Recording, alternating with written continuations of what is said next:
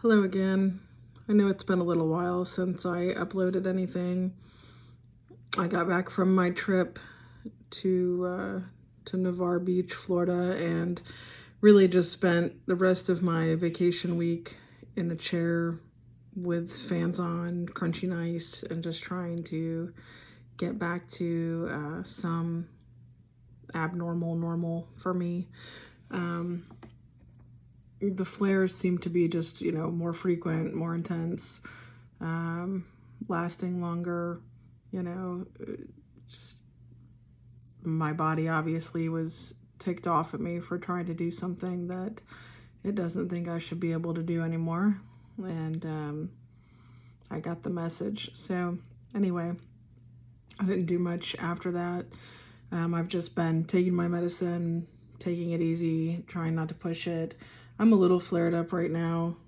I had to turn the heat on in the house yesterday because I live in Tennessee and it got, low into the low 50s, 40s, and my family was a little chilly. I was cold, I get cold too. People joke about needing to keep everything cold around me and,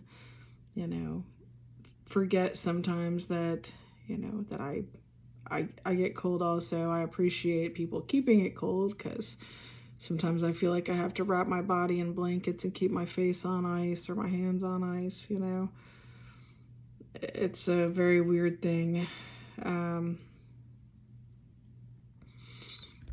Not a lot new, really. I've just, my vacation week over, back at work, trying to just function. Quite a bit of brain fog this week, I think. Just more fatigue, just more tired out. Still in school. Had to apply for extensions because I can't keep up. I just, on days when I feel really rough, the only thing I want to do is just chill. No pun intended, but I want to get cool. I want to stay cool. I want to relax. I want to, watch Netflix and not think about the fact that I'm uncomfortable and exhausted and in pain. And so I just can't do anything. On the days when I feel okay, I'm trying to get reading and stuff done, and sometimes I'm just, distracted. I'm got brain fog, or I can't focus too much in my mind at one time. It's just, I take a lot of medicine. And aside from that, the symptoms and all the things going on in my life, when I do feel good enough to do something, it's hard to limit it to just one thing. It's like, do I use this time to socialize? Do I use this time to maybe brave the grocery store, or take care of some bills, or wash the dishes, or or study.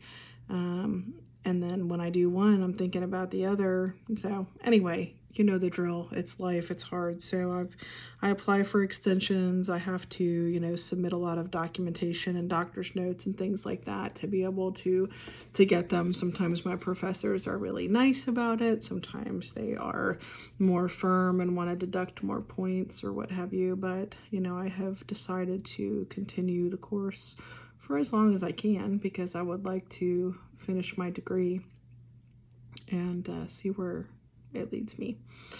I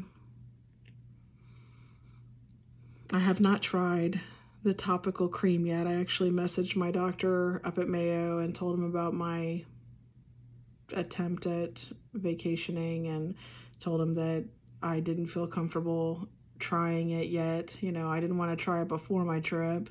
I didn't want to try it during my trip. And when I got back and I was flaring up worse than normal, I didn't want to try it because then how can I measure whether it's effective or causing side effects if I'm already kind of flaring more than normal or worse than normal?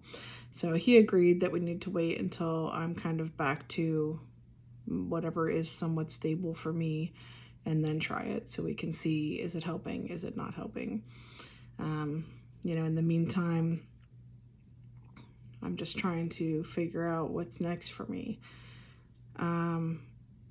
Anyway, so to carry on, aside from this, I think I left off in one of my earlier videos about my progress and how this happened, and I had made it to my trip to Mayo. So, I planned really hard on getting there.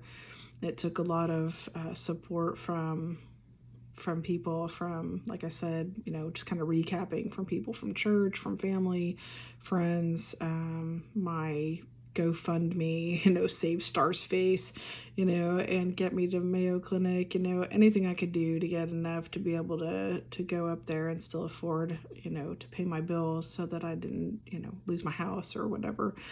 And, a week in Minnesota is not necessarily cheap. The hotel, though, like I think I mentioned, was pretty cool. It wasn't an amazing hotel. It was all right.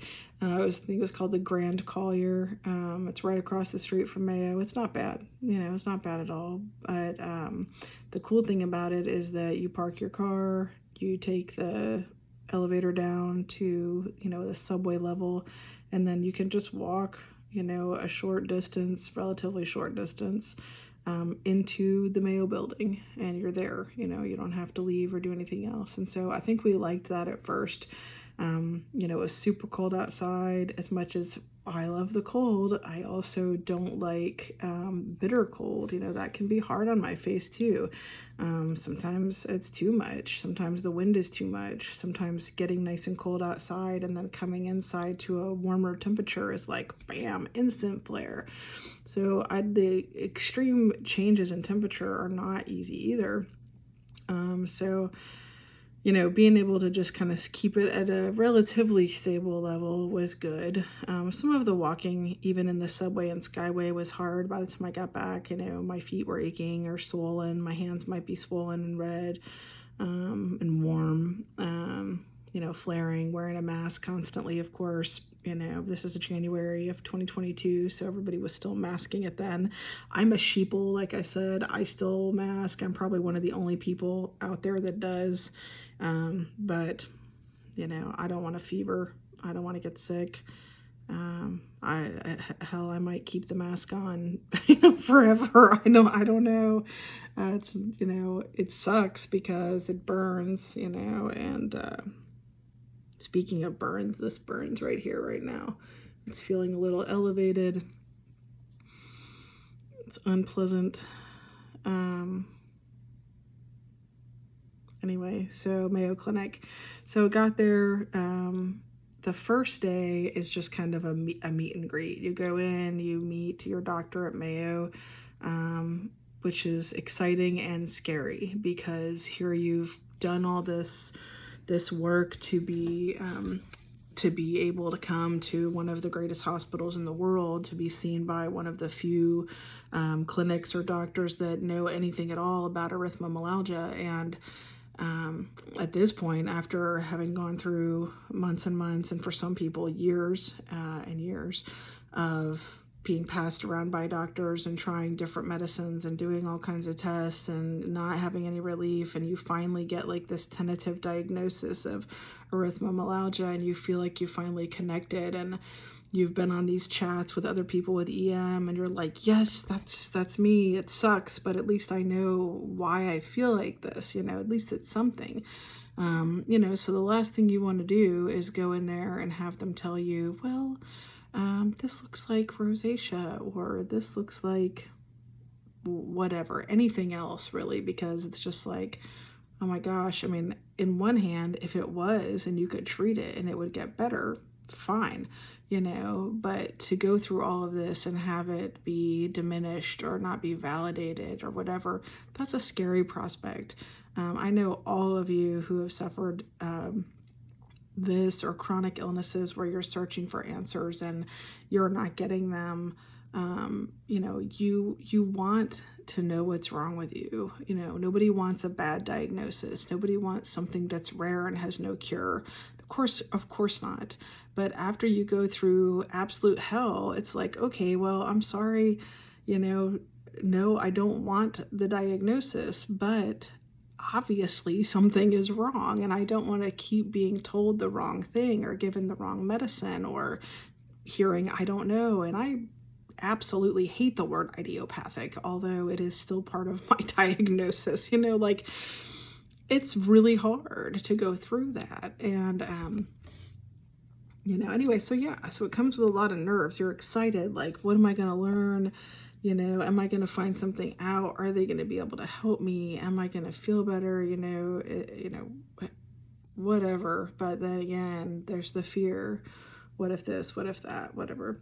So I go in and, you know, they are super quick. They have you sign in, and I mean, there's like a little loudspeaker announcement thing in your waiting area. Very efficient. Call you back. Super positive. I mean, these people must have the best coffee in all of the country because they are happy and perky and nice and positive. I mean, it was just, I think I already said positive, but like I said, I've got brain fog. My, you know, my vocabulary is stunted. They were encouraging. So I went back in and I talked to the nurse briefly, and then, you know, my doctor came in, and he was so polite. He took a lot of time talking to me. He had done research on me. He had looked up my all the pictures that I had sent and all the notes from all my doctors, and was very well versed. It wasn't like walking into a doctor's appointment where they're like, okay, you know, first person asks you to tell them your story, and then they're like, okay, thanks, and the next person comes in and you tell them, and then you might get a third one, you know, and it's just like, oh my gosh. And then by the time you get the notes, they're wrong. You're like, did anyone listen, you know, to what I said? But this is not the case. Like, they, you know, they did their homework. And, you know, he took the time to really listen to what I had to say, to, you know, examine me carefully. And he, you know, at first was like, you know, I don't know. You know, I think that there could be aspects of rosacea, he said, but I also think there could be erythromelalgia. He said it's very, you know, atypical is the word, because it's the most severe presentation is my face. Whereas generally with erythromelalgia, the most severe presentation is the feet, and then sometimes limbs, hands, and then after that, face and ears. But what I'm learning from a lot of these chats is that more and more it's face. I see a lot of people that are having those problems with their face, with their ears. I get it in my knees too. Now I hear a lot about mast cell activation and different things and other underlying, you know, conditions and things, and I've got some too. So who knows how it all mingles and mixes together. But it is a rare illness, and they are still learning, and so we are, you know, still a part of the learning process. Unfortunately, fortunately for those to come, because hopefully they'll have something better for them. Hopefully they'll have something better for us. But anyway, he gave me what he kind of thought, and, you know, said, but we're going to do a lot of testing. We're going to get some answers and come back around and see how we're going to treat it. And I was both encouraged and discouraged. I hate the word rosacea. And for those of you who have it, you know, I'm sorry. You know, some people have it as a dual diagnosis or what have you. You know, I don't like the word after several months of medicating me on like the highest dosages of everything you could give me, and the creams and topicals and sulfur washes and all kinds of stuff. And then every single day, multiple times a day or all day long, burning like I'm on fire and hearing, well, rosacea. I don't want to hear it, you know, like, it was just the last word I wanted to hear. I told my husband, I was like, I don't know if I'm going to make it if somebody says this to me again. Anyway, so, but he was so nice, and I was ready to at least try. Now, I will tell you, I was terrified of the thermoregulatory sweat test, like terrified. I had been avoiding heat for so long, you know, with my original old school diagnosis of idiopathic chronic urticaria back in 2010. You know, I kind of was easy on heat. You know, I still was able to like live my life and do stuff, but I still, you know, was kind of careful about heat. I certainly wouldn't have gone into a sweat lodge or a steam room or anything.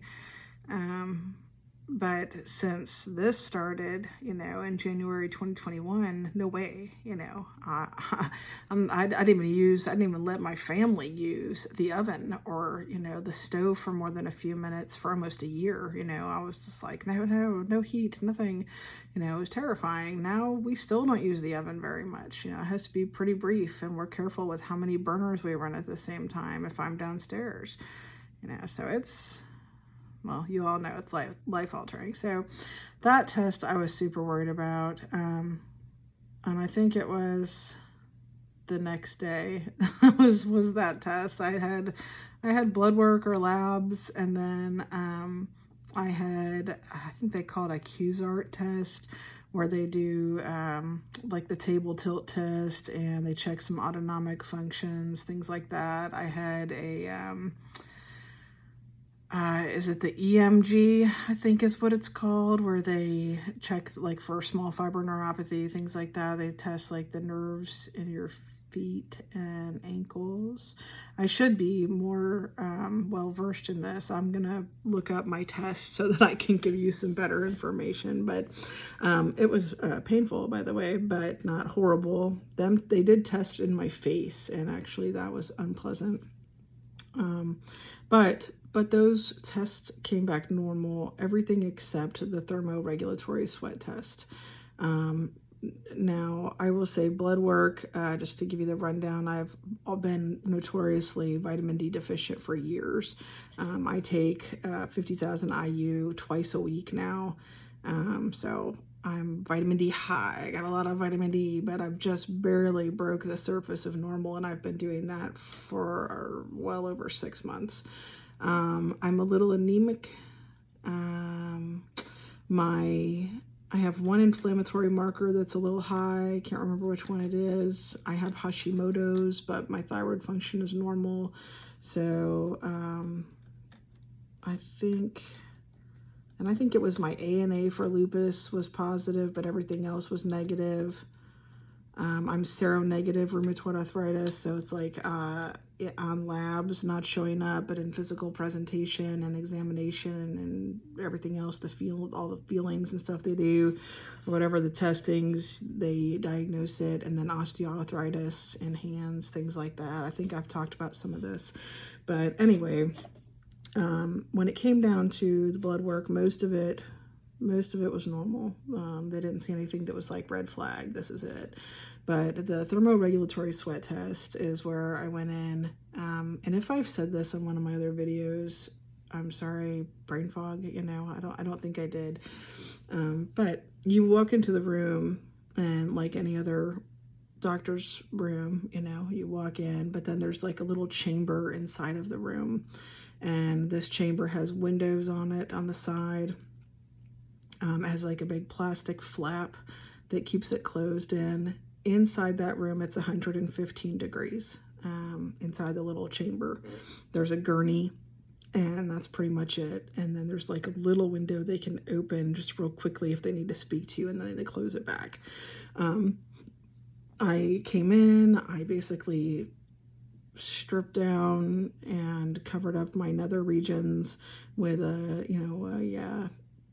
hand towels, and I'm laying on the gurney. I, as a coward, made them let my husband in. They were like, no, he can wait. I was like, no way, he comes or I don't come. I was like, he's gonna have to just sit right there, and that's all. I just need him to be there, because I need to know that if I decide I don't want to do this, that he will get me out. I just need that assurance. They were like, well, if you feel like you're not going to complete it, you might want to reconsider. It's a very expensive test. And I was like, no, I'm here for a reason. I did a lot of planning to come here, but I'm terrified, and it's going to hurt, and I don't want to do it. But like, if I start having trouble breathing, or I'm like swelling up, or something happens, I know you guys are all here, and that's great, but I want my husband here. And she was like, well, this thing can last, anywhere like 50 to 65 minutes is the average for getting the body temperature up to 100.4. And then I'm thinking, 60 minutes. Can I do an hour? Can I do an hour of this? I'm like, oh my God. And then they said 115 degrees, and I'm like, oh my God. You know, like, can I survive this? I have no idea. And I was just like, well, I'll do my best, you know, I'll do my best. I'm gonna get in there, pray, breathe, use all my tools, you know. We'll see what happens. So I'm on this gurney, cloths over private areas. I've got a thermometer that's like a little tube that's like hooked in here. I've got a couple little nodes here and there where they measure temperatures. And then they take this like giant salt shaker looking thing and they basically batter you like a piece of chicken. You know, like it's this orangish gold colored powder. It's cornstarch, like red dye and salt, and they just like shake it all over you until you are covered, you know, from head to toe in this powder. And the goal is that this powder will turn purple when you begin to sweat, so they can measure and tell where you're sweating, you know. Great. So I'm like, okay, and they put me in, they close the flap, it's hot. And I'm thinking, okay, this is hot, this burns, you know, I'm already instant flare, I'm burning, I'm uncomfortable, I'm terrified.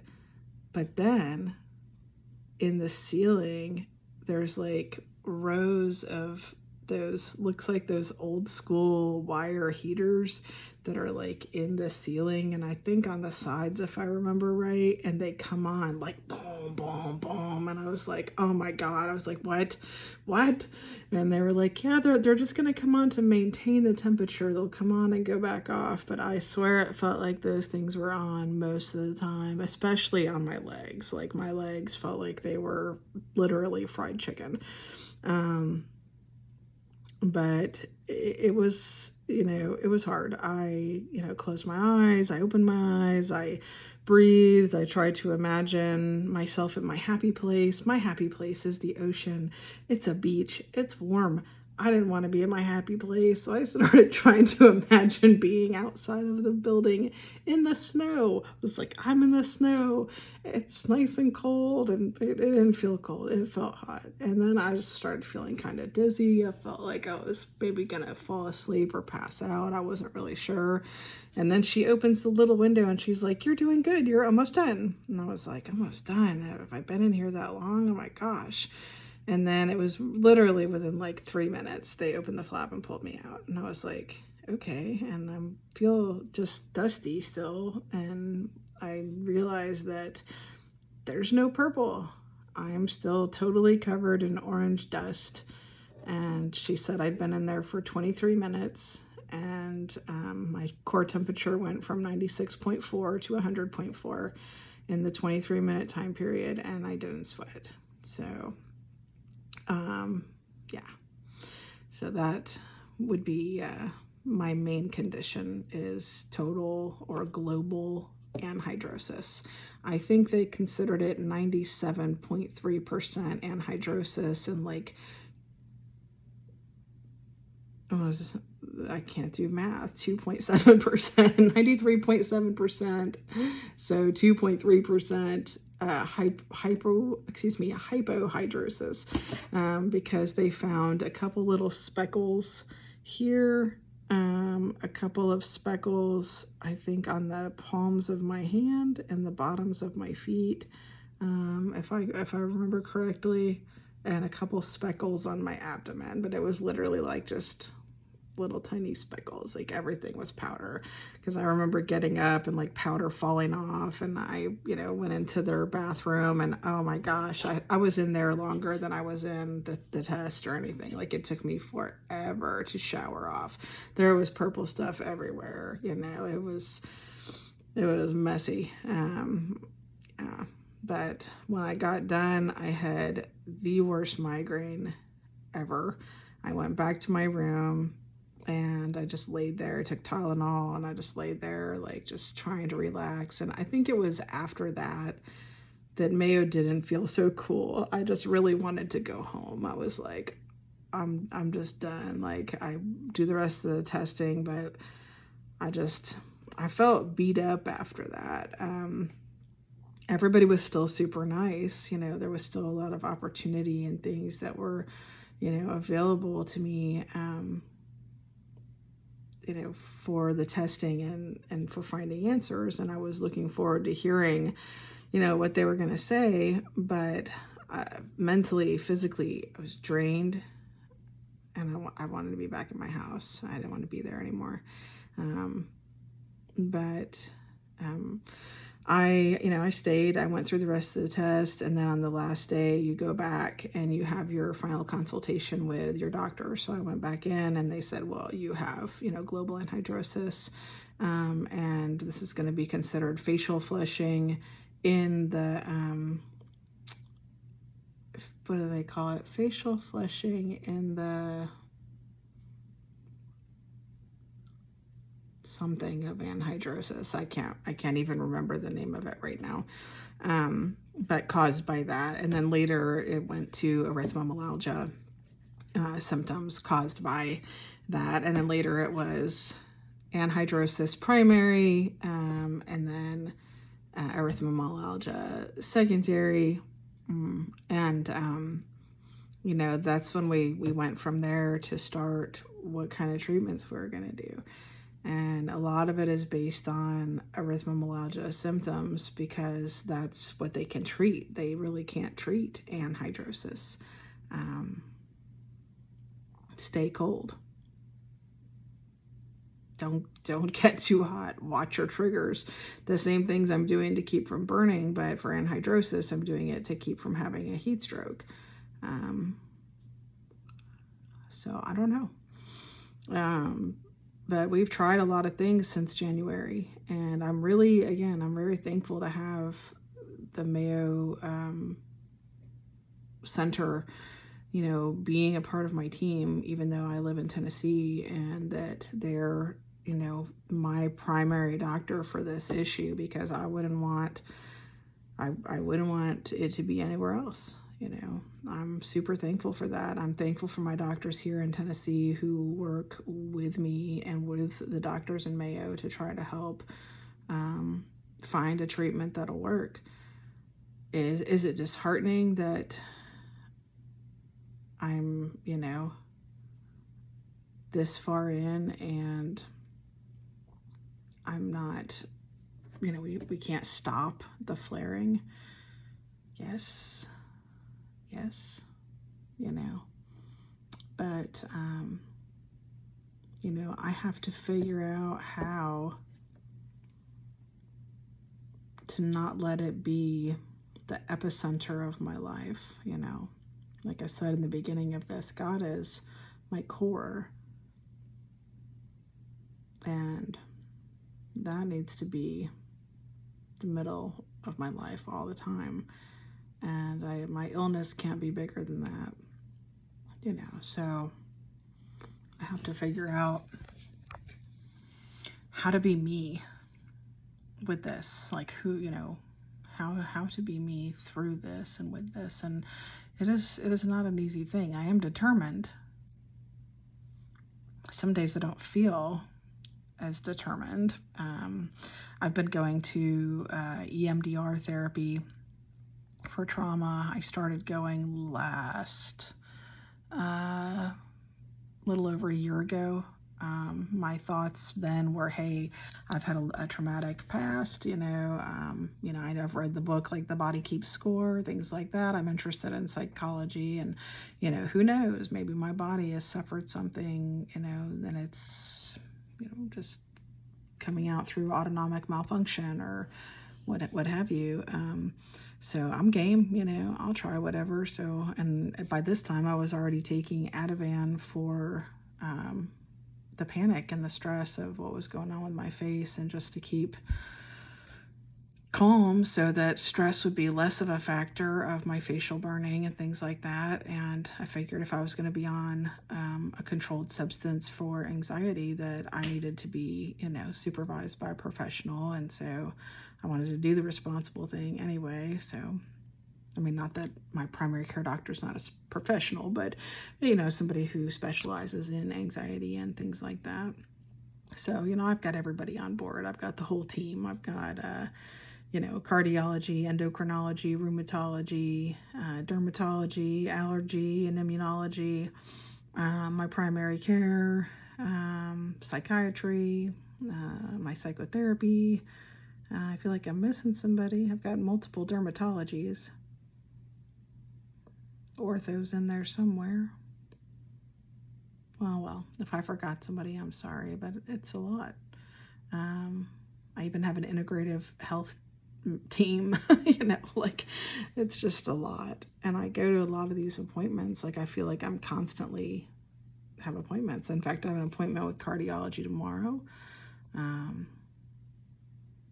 I think I have an appointment with my psychiatric nurse practitioner on Friday. I had an appointment with my therapist on Tuesday. I had physical therapy Tuesday and Thursday. It changes sometimes. I think it gets swapped around, different doctors. I have some calling me like, you're late for your scheduling for blah blah blah. I gotta take a break. I've got to go to work. I've got to function. But my EMDR, though, I built a trauma timeline. EMDR is hard work for any of you who have done it. My goodness, I had no idea. You had to get so, into your feelings. Talking about it, and traumas and things like that was one thing. Sharing them, with someone that you have to feel like you can build rapport and trust with, and, being able to talk about traumatic things that have happened, to someone that, maybe some of the things you've shared, maybe some you've never spoken out loud, even to yourself, is hard enough. But then going back through them and sitting in your feelings and doing the actual EMDR therapy is really intense. And I've probably made it less than halfway through the timeline into this point. And then, yesterday I went to my therapy, and my practitioner there, my clinician, told me that she was quitting and going to her own private practice, which I would not be following her there. A lot of these private practices do not take insurance, and I pay a lot of money for insurance, so I need to be able to get the benefit of that. I have a lot of doctor's expenses. So, it was kind of a blow, I would say, after a year and going through all this work to find out that, I have a week's notice that I have no more EMDR therapist. And it's like, okay, did I waste a year? Am I going to want to do this over again with somebody else? Is it even worth it? How hard is it going to be to find someone else to do this?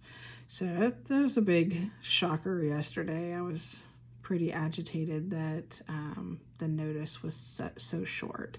I felt like that was, as much as I really like my therapist and thought she did a great job all the way through, I thought that was not showing enough regard, I think, for me as a person after everything. No, I understand life happens, and who knows what her reasons are, but that's pretty hard to